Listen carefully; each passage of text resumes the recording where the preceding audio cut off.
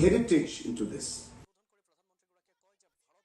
Peter Shallam, Khnam candidate from Laitungkhra Malki constituency, officially submitted his nomination papers for the upcoming MDC elections set for February 21st, 2025.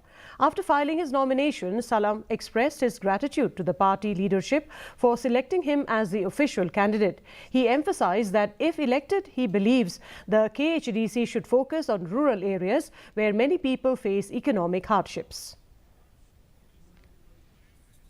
Election kabangi haptik on seriously yakani kataki ong ki ai kitaki rural hamlets hakaba ki brio ki kadan ba ki kajing duk kalong ka piu parat bat kata kajing duk jaga jing ki brio ki ong kata landless in rural area is growing.